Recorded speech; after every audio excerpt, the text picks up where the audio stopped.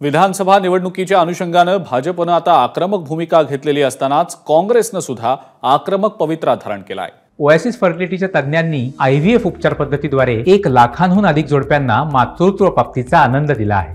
मोफत appointment book करण्यासाठी आजच संपर्क साधा। प्रदेश काँग्रेसच्या बैठकीमध्ये विधानसभेच्या निवडणुकांसंदर्भात चर्चा झाली। त्यामध्ये सर्वाधिक जागांवर दावा करण्याचा काँग्रेसने निर्णय घेतलाय। त्यामुळे विधानसभेमध्ये जागा वाटपावरून महाविकास आघाडीमध्ये जोरदार रस्सीखेच होण्याची शक्यता आता वर्तवली जाते। पाहुयात त्याचबद्दलचा हा स्पेशल रिपोर्ट।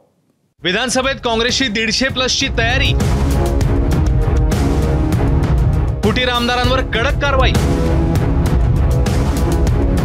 काँग्रेस जाणार आक्रमक मूडमध्ये।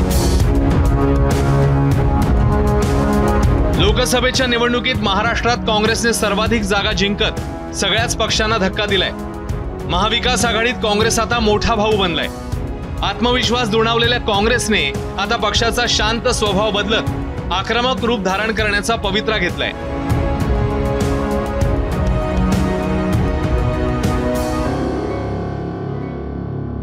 काँग्रेसच्या बैठकीत विधानसभेच्या सर्वच्या सर्व 288 जागांचा आढावा घेण्यात आलाय। 288 जागांवर उमेदवार आणि जनमत याची चाचपणी करण्यात येते। काँग्रेस पक्षाकडून 150 पेक्षा जास्त जागा लढाव्यात असा अनेक नेत्यांचा सुरू म्हटलाय। महाराष्ट्रात काँग्रेसचे सर्वात जास्त खासदार निवडून आले आणि जास्तीत जास्त विधानसभेत काँग्रेसच्या लोकांना तिकीट द्या ही मागणी झालेली। किती जागांवर दावा केला? 125 पर्यंत जागा मागण्याची आमची ताकद आहे। विधानसभेच्या 288 जागा आहेत। काँग्रेसने 150 जागांवर दावा ठोकल्यास अवघ्या 138 जागा राहतात। त्यापैकी शरद पवारांची राष्ट्रवादी आणि ठाकरेंच्या शिवसेनेला किती जागा हा प्रश्न आहे। काँग्रेसची ही भूमिका या दोन्ही पक्षांना पटणं अशक्य आहे। लोकसभा निवडणुकीत सर्वाधिक जागा जिंकूनही विधान परिषदेत पक्षाला एकत्र ठेवण्यात काँग्रेसला यश आलेलं नाहीये। काँग्रेसची 7 मतं फुटली। पक्षाला शिस्त लावण्यासाठी या फुटीर आमदारांवर कठोर कारवाई करण्याची तयारी काँग्रेस हायकमांड करते। 7ही फुटीर आमदारांना पक्षातून निलंबित करण्याची कारवाई होण्याची शक्यता आहे। या 7ही आमदारांवर काय कारवाई केली याची माहिती येत्या 2 दिवसांमध्ये समोर येणार आहे। चंद्रकांत हांडोरे यांच्या निवडणुकीत मत फुटल्यानंतर काँग्रेसने सावध भूमिका घेतलेली। या निवडणुकीत जे आमदार फुटलेले आहेत त्यांचे पुरावे काँग्रेसकडे असल्याची सूत्रांची माहिती आहे। येत्या 2 दिवसात मल्लिकार्जुन खरगे आणि केसी वेणुगोपाल या संदर्भात घोषणा करणार आहेत। आमचे राष्ट्रीय संघटन महासचिव खासदार वेणुगोपालजींनी मगाशी स्पष्ट सांगितलेलं की ते आम्ही आयडेंटिफाय केलेले आहेत, त्यांच्यावर कारवाई आम्ही केलेली आहे, ते तुम्हाला दिसेल एवढं सांगितलं। कारण की हे सिक्रेट बॅलेट आहे, आम्ही आमच्या पद्धतीने त्यांना आयडेंटिफाय केलेलं आहे। त्यामुळे ज्यांनी गडबड केलेली आहे त्यांना माफी होऊ शकत नाही।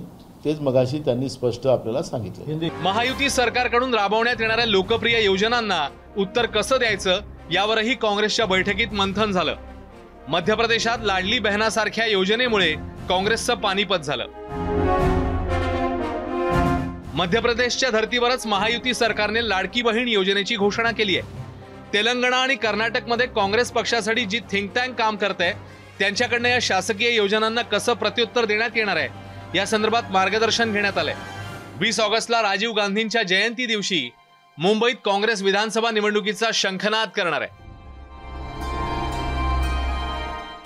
जे सहकारी पक्ष जे आहेत अलायन्समध्ये ते आम्हाला या मेरिटच्या आधारावर आमच्या बाजूने निर्णय देतील। पण अजूनही कुठल्या जागा किती लढू आम्ही त्याच्याबद्दलचा कुठलाही निर्णय झालेला नाही, जो बसूनच त्याच्यामध्ये निर्णय केला जाईल। समोपचाराने याच्यातला मार्ग कसा काढता येईल ही काँग्रेसची भूमिका आहे।